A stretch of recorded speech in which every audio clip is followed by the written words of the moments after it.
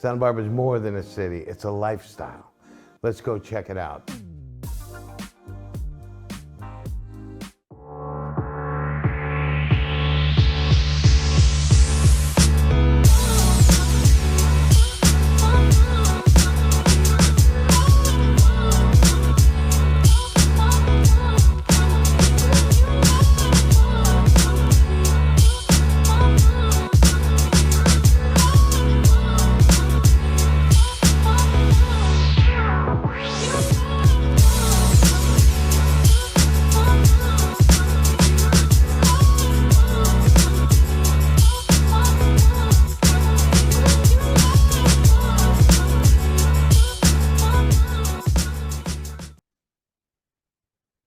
Okay, welcome to Lifestyles of Santa Barbara. I'm Guy Rivera, and this show is I've been thinking about a lot. I've got somebody that's coming on right now that I've known for a very long time. We went to high school together. This is what Santa Barbara is all about. You grow up, you still maintain friendships. We have a certain lifestyle, and this guy is very impressive.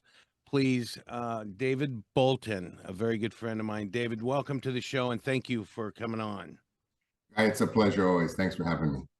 You bet. David, you sent me your resume, but this thing is so impressive and so long. And the purpose of this show is to bring, to illuminate some of our great foundations, some of our great causes, homegrown right here in Santa Barbara.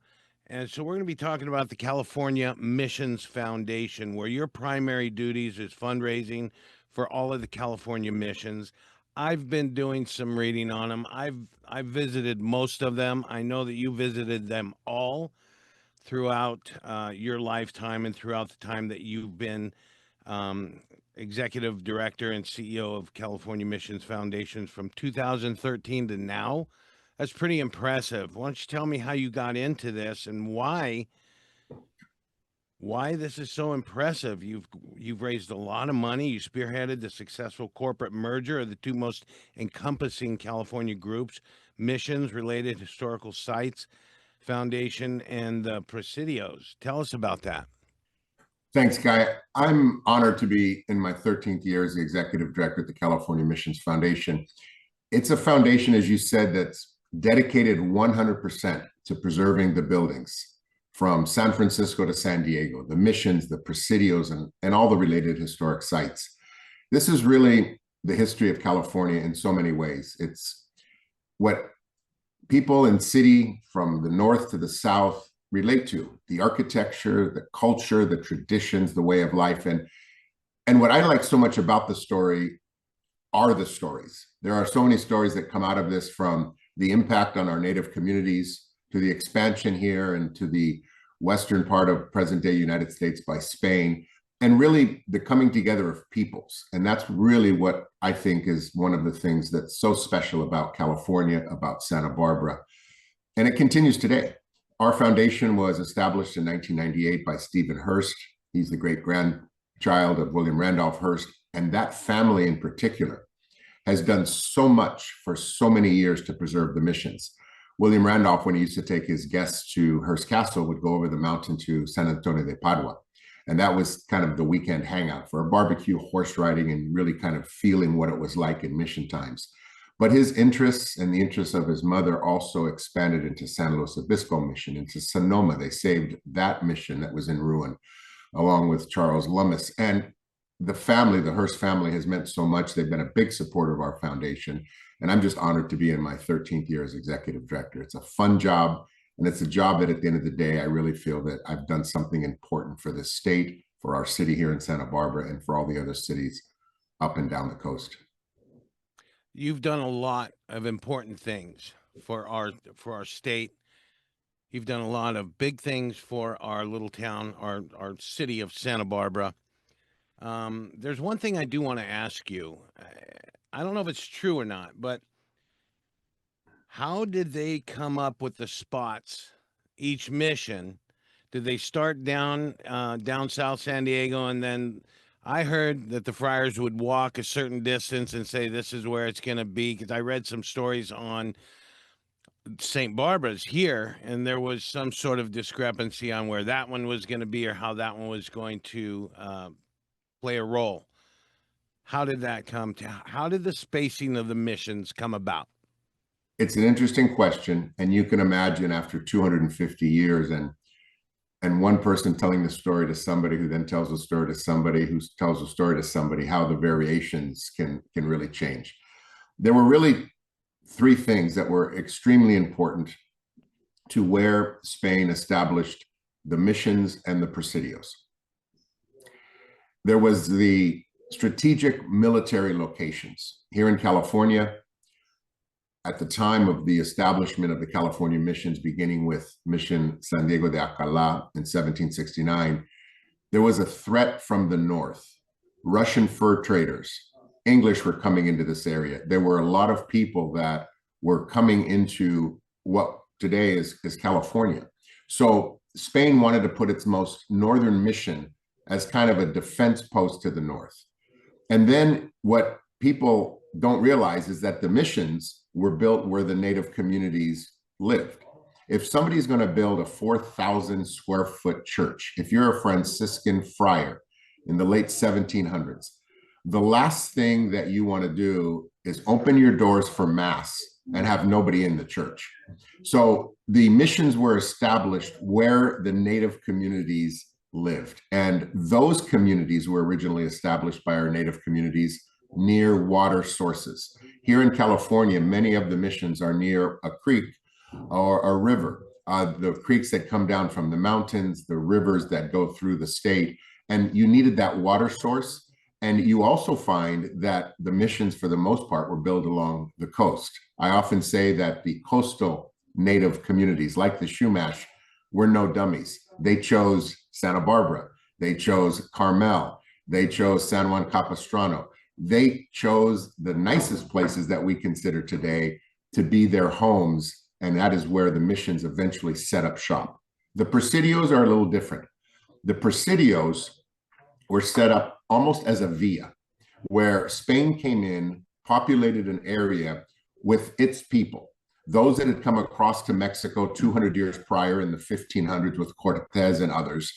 They then mixed with native members of the today Mexico area. Those descendants, those children, those grandchildren, they're the ones that ended up coming up this way, and they're the ones that set up these villas, these pueblos, and it was these villas and pueblos that are the site of our presidios. So you have 4 presidios, and you have 21 of the missions here in California. See, that's interesting. And I visited a lot of the missions from San Juan Capistrano up here. I made it a point to do that, Victoria and I, and Santa Ynez, beautiful mission. We went there and renewed our vows, right? People see these structures, they see these churches, working churches, and they just look at how beautiful they are, but getting into the bones of them, a lot of people don't. And I know I have an aunt who's just Catholic as all get up. She came out to California to hit every one of the missions. She's from New York, and she did a pretty good job, and she gets it. There's a lot of people that don't get it, and that's why I wanted to have you on here, so that hopefully our little slice of the world can know more about our California missions and what you do. And reach out to the California Missions Foundation.org, because there's a place you can go donate. There's a place that you can go learn more about the history of our California missions. And it is a history. It is very interesting. Michael's got some things he's going to bring up, and I want to ask you about them. The first one, obviously, I got married here. Did you know that? I got married at St. Barbara's. Victoria and I got married there 26 years ago, last April. And it's one of the most beautiful churches. To me, it's the most beautiful church because I got married there, and I've been to some fine churches all around the world. But this one here is the finest church I know. Bring up that other one we talked about, Michael, because you were our Presidente 2 years ago, 99, of old Spanish days, David Bolton. And this is a good picture of you and Gonzalo, and I believe that's your mom. Is that right? Who is Yes, it that with is you? at Montecito Union School in Montecito. You have a horse on school grounds. Gonzalo looking sharp as usual. That guy's one of the best dressed guys I know.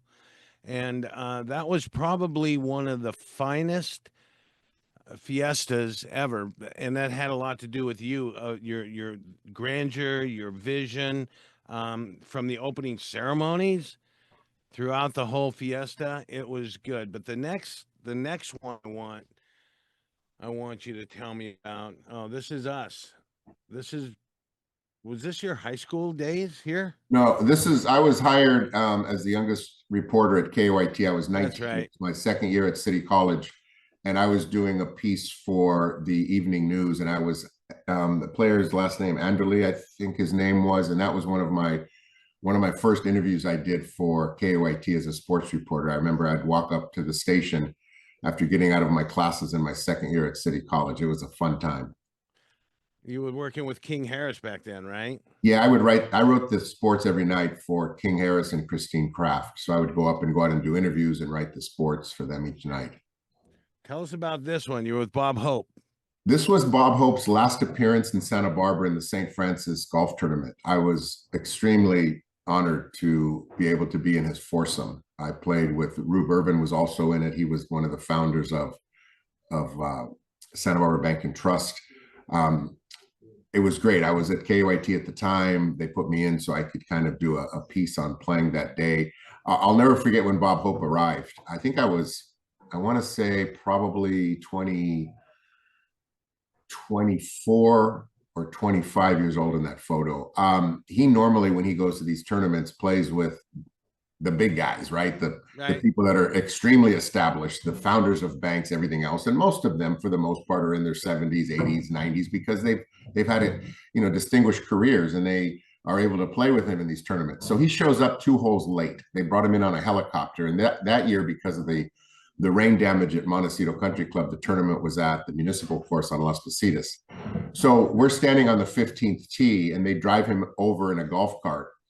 And he gets to the tee, and the other 4 of us are there. Jim Thorpe, the PGA pro, was also in the group.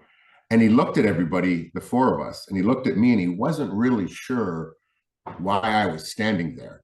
He didn't know if I was the caddy that they had assigned to him or what it was. And I was actually in his group. And so I played 16 holes with him, and it was a lot of fun. In that picture there was a photographer that was at Westmont College at the time. I forget his name, but he actually took that picture. I think we're standing on the 15th green there at the municipal golf course off of Las Positas.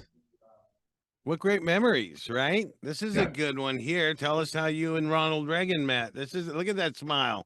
So this is at the Klinger Estate in Hope Ranch. When I was at KYT, my second time, which was between 1985 and 89, Reagan was in the White House, and it was a really fun time because they had press conferences and press events, and the Washington, D.C. media was here. And every year in August, when he would make his rancho up in the hills, the Western White House, he would have a barbecue at the Klinger Estate in Hope Ranch for the Washington, D.C. traveling media.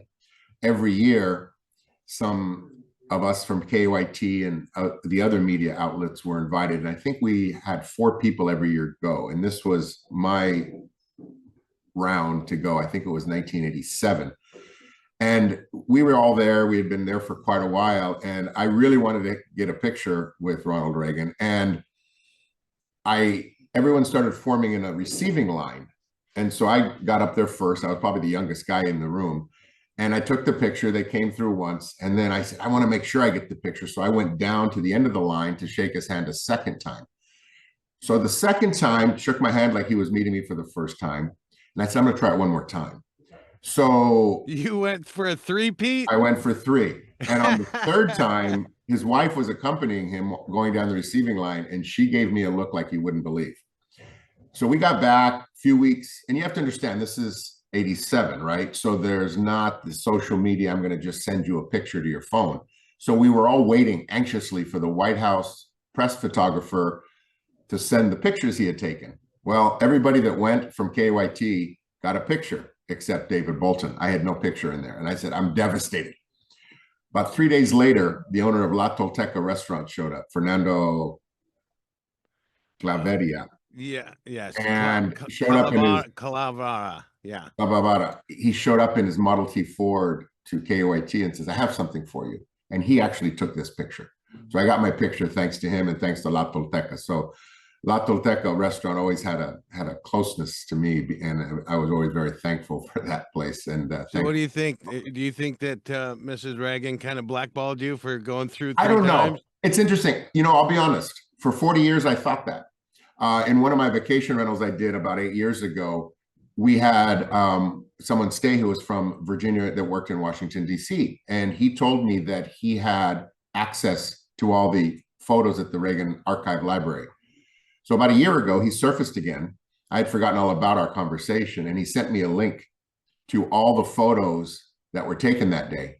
And there were no good photos. All the ones that, there was one that I was in, but it was like from the side of my head. It wasn't even a photo like this. So all these years, I thought she blackballed me, but actually she didn't. And it's proven now since I've been able to see all the photos that were taken that day. You know, it's funny thing that you should mention La Tolteca. That photographer was a wartime photographer in and he was one of Reagan's biggest supporters. They were friends. Yeah, he was a great individual, a great restaurant. I love the taquitos. I love the sauce on top of them. It was in the tortillas back in the day, right? That was definitely one of those iconic Santa Barbara places we all wish today was still there. And we all went to when we were kids growing up. That's the way it was. Now this has got to be a great moment in your lifetime. Tell me about this. This is April 24th, 2019. And that's the day that Javier Vallaudi, the ambassador Javier Vallaudi, the consul general for the Western US for Spain, presented me with the Commander's Medal of the Royal Order of Isabella Católica. I had been granted that by King Felipe VI. And when I received the phone call, I had three options of where I could do the ceremony, they said, in Spain, in Washington, D.C. at the Spanish Embassy, or in my hometown. And I chose Santa Barbara so I could have family and friends there. It was at the Presidio, very special moment, and truly a highlight in my career with the missions. And at the time I was on the U.S. Spain Council, the international board that fosters binational relations between the two countries. It was a great moment, and it was great to be there at the Presidio that was founded very close to that day in 1782. It was founded on April 21st, to be at the start of our Santa Barbara community and to have family and friends there and to receive that honor. It was truly a special day that I'll never forget. You're like the only knight in Santa Barbara, right? This is all part of the 2023 Fiesta. There you are, El Presidente, with Gonzalo, best dressed guy I know. And the spirits of Fiesta. You did a lot of great things for Fiesta, and you continue to do so. I know that. I'm watching from the wings. You put a lot of great stuff in, and you're volunteering constantly because you can and you care. And that's one of the lifestyles that I wanted to bring to this show. I wanted to bring, and I'm going to continue to bring people like yourself, born and raised here in Santa Barbara. We went to school together, and we had some good times at school. We had good times in school. Tell us a little bit about this. You were presenting the spirits, or just taking a picture with the spirits, Junior Spirit? This looks like we're at Casa de la Guerra. This was the Primavera party, which kind of kicks off the celebrations. It's in May. It's a month after the Spirit and Junior Spirit are selected. With myself and Gonzalo is Jack Harwood, the first male Spirit in 2023. He received that recognition.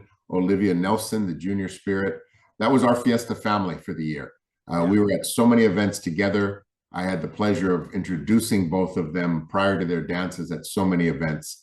And 2023 was definitely a special year. It was a year where I was able to choose the theme, Let's Fiesta. And I had the horseshoes made. That was the pin that I had. And that was actually an interesting debate. I heard from a lot of people in San Ynez, oh, the horseshoe's supposed to be upside down. I said, no. I said, research it.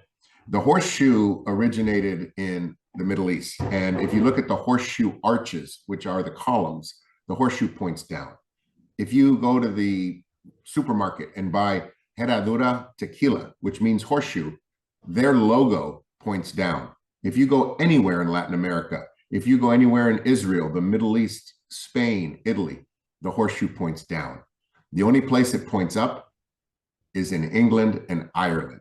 Hence why so many of our vaquero friends in the Valley have roots in England and Ireland, have it pointed up. They say when it points up, you bring in the luck. When it points down, you're sending out luck and it goes all around you. So that ended up being a very big discussion point during the year, but I enjoyed making the horseshoes. I brought it at several of our press conferences. This one here, it was kicking off the year. We're at the Carriage Museum. And that theme, Let's Fiesta, that's something we tried to carry throughout the year, because when you look at Fiesta events, Old Spanish Days events, it's a fiesta. So let's Fiesta. And we kicked things off the next month in April with the unveiling of the 2023 poster. And I really wanted something different. I went with modern day computer generated graphic artwork. And some people said I should have had a painter, but I really wanted to show where we are today. We look back at history, we celebrate history, but we also have to look at today. We have to look at the future. And I wanted to capture the heat of a couple dancing. I wanted to capture the iconic ocean. I wanted to show the mountains, which to me, we talk about lifestyles. Our coastline is it. And I really enjoyed having them on Stearns Wharf. And we sold a lot of posters, and I had a lot of people come up, equally those that thought it should have been just a painting. But I didn't want to just grab an existing painting and put a border around it. I wanted to create something. And there are these things that are called ladros, which are the porcelain statues. And I was at Linda Milner's house for dinner. She's since passed away. She was a longtime social writer for the Montecito Journal who had lived for 30 years in Spain. And she had one of the ladros on her shelf, which are the porcelain of two dancers. And I came up with the idea to use that. And then Gonzalo, my husband, was at Viva Santa Barbara, and Rafa was there, the store owner, and he had one that is these two people, this couple. So this came from a ladro from Spain that we captured with computer graphic animation to make the poster. So it really has a special meaning. The theme, when I had talked about that a couple minutes ago, also had special meaning. We were at my last board meeting for the U.S. Spain Council. It was in San Antonio, Texas in 2019. And we went to get a good Mexican breakfast before going to the airport on our last day. And so we went into the barrio, and there was a building there that had been painted with a mural from the Hispanic, the Latino community there in San Antonio. And on it, it said, "Let's Fiesta." And I saw that, unknowing what my theme would be. I took a picture. I told Gonzalo, if I ever become president, if I ever become Presidente, Let's Fiesta is going to be the theme. Good job. You know, you brought so much, you brought everything forward in that year of Fiestas, and it shows. So kudos to you. Good job to you. What are you doing here? What are you cooking here? So I was asked by the Santa Barbara Presidio they wanted to do a fundraising and open house to bring in the community to learn more about the Presidio, to be more involved. And so they asked me to do a pozole cook-off. So I had a pot of pozole that served 140 people. So I made that. That's in the parking lot there at the Presidio. And we had lines going all the way back towards the post office. I like to cook. I've been very fortunate to have studied the origins of a lot of the foods we have, tracing them from California into Mexico, across to Spain, Spain to Morocco, Morocco to the Middle East. And I've really enjoyed it. I periodically will do a cooking class. I really like food, but it's not just the taste. I want to know where it came from and why we have it on our table and how it got there, how it developed. And the story behind the food, to me, is a fascinating one, especially the foods that we today call Mexican food. It's a fusion. It's a fusion that includes ingredients here, obviously, from California, adaptation of what was brought across on the ships across the Atlantic, using ingredients that are only here in the Americas, but also those ingredients in Spain and those plates in Spain, most of them have their origin in the Middle East, and it was brought across Northern Africa with the movement of the Arabs and the Muslims following the death of Muhammad into eventually Morocco, and then from Morocco into Spain for 700 years under several of the caliphates that the Islam leaders that were in Spain brought a lot of their things. And it's very important to mention the Jewish community played a big role in that. Where the Arabs went, where the Muslims went, the Jews also followed them. And when they came into Spain for 700 years, the Jewish community was right there. If you go to the Arab world today and you see the King's Palace, right next to it is the Jewish Quarter. And that's the way it was for centuries. And one of the most common things that we have in Latin American cuisine is the sofrito, which is a mix of white onion, garlic, and then it has a combination depending where you are. Here in Mexico, it can have variations of in here in Mexico, it can have a pasilla chili.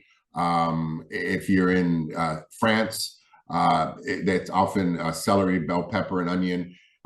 It's a combination, and that was brought into Spain by the Jewish community, and it's a staple, and it's the base of all cooking, whether it's in Puerto Rico, whether it's in the Caribbean, whether it's in Mexico, and so many dishes today. I often say pico de gallo salsa is basically an uncooked sofrito, and that's kind of what it was. And with a sofrito, you can make any dish. That's right. And we used to take it and we used to freeze different portions, and then you use it for the base of whatever you're making. You know, you make up your sofrito, freeze it, and then pop everyone, you know, out of the ice cube maker, and then just pop. Why don't you have another thinking about having another cook-off for a fundraiser on the Presidio? You should think about that. That sounds like a lot of fun, right? I'd love to. This was our board picture for the 2023 Fiesta year, and the Presidente gets to select the location. And so often, you know, we have the picture. It seems either at the Carriage Museum or on the steps of the mission. I wanted to do something different, so I said to the board, I said, "Come on down. I want to do this picture to mimic the site and the location of my poster." And if you recall the poster we saw a few minutes ago, that's the same background. And so I found a place, I scouted it walking the dog in the morning with my husband for many days. And I said, this mound is probably going to be the best view of that. So I had everybody down, and this was our official Old Spanish Days Fiesta board photo from 2023. You did a great job, David. You're still doing great things for our community, for the missions. And this show, this in particular was about the California Missions Foundation.org. People really need to go to that site and give. If you're really interested in the Santa Barbara or the missions themselves, you know, if you're retired or you're on a trip to California, up and down California, I tell people to visit the missions all the time, you know, because they are a staple. They are part of our history in California. 21 of them. You can make them all. I know you've done them all more than once, right? Twice a year. Yeah, twice a year you do them all? Yeah. Not all in one trip, but I try to visit all the sites at least twice a year. Some of them more. I was at Mission San Francisco probably 8 times last year. We're doing a massive federal grant project there. We're waiting to hear in September if we're awarded the Save America Treasures grant. It's a really fascinating item there. Their reredo, the wall behind the altar, was actually established and put up in 1797. And it was put up in front of what was used as the temporary altar wall. And it was painted by the native community there, which is the Alone. and it's considered probably the finest and the largest painting of the Native community anywhere in the California Mission. So our plan is to move the current wood reredo forward, creating a 6 to 7 feet space behind and adding a door on the side of the mission, the side that's already been altered over the past 250 years. So that's a fascinating project. So when we have large projects like that, I find myself going to some missions quite often, and I'll be there, I'm sure, again, 7 times over the next coming year. But getting out and seeing the missions is important. Any old building, any aging structure needs attention, needs detail. And sometimes if you're at your house, you may not notice things that someone from the outside comes and notices, right? Because you see it every day and you don't really see anything that maybe needs repair. And so I like to go and put my eyes on it and see what other projects we can help try to get funding for. These buildings have to be saved. When you look at California, I often say 3 things: the ocean, the mountains, and the missions. And it's a really important piece of our history. The stories cover the entire sector of our communities, and they're continuing to be living missions today. Missions like Old Mission Santa Barbara have mass regularly, and it's considered in many cities the center of the city, the center of activities. Upcoming, we have the Fiesta Pequeña there, when the entire community comes together for that opening ceremony of our old Spanish days Fiesta. And it happens in other cities as well. So as we move forward and as we move into the next 250 years of the story of the missions, we need to keep the buildings there. And that's what we're dedicated to, is the preservation, the conservation, and in some cases, the restoration of these historic, iconic California missions. Very well said. And we're going to wrap up the show. CaliforniaMissions.org. If you really want to know more about David's mission and the mission of our iconic, very important established history of our missions, please go there. And David, I want to know when you're going back. The San Francisco mission I've not been to. I've been to San Francisco, like, that's our place. So when you go back up to view that project, I'm sure you're there for a couple of days, right? Sure. Victoria and I we would be honored if we can just join you for a day and you could show us around that mission, because that would be, I mean, with your knowledge of what's going on there, it doesn't get better than that. I want to thank you for taking the time. I know you're a busy guy, and I'll give you a call afterwards. We will, we got a couple of things to chit chat about, but it's CaliforniaMissions.org. And our show is Lifestyles of Santa Barbara. Subscribe, like, and follow. Subscribe, like, and follow Lifestyles of Santa Barbara. I hope you like what we're doing here, David, because we're trying to put out, different lifestyles of our humble little city that you and I were born and raised and grew up here. I'm trying to show what it's all about here and bring some good to organizations like yours, bring some support. So thank you, David Bolton, for joining us and giving us your time today. Okay, my brother? Thanks, Guy. You're doing a good job. Your show and your dedication to this community is very important. And so thank you for what you're doing. Thank you for being here. And we'll catch you around town, I'm sure, multiple times. I saw you a couple of days ago at a party, and Fiesta is that time of the year. CaliforniaMissions.org. Lifestyles of Santa Barbara. Subscribe, like, and follow. David Bolton, you have a great day. Life is great here in Santa Barbara. Thank you. Guy. Santa Barbara is more than a city. It's a lifestyle. Let's go check it out.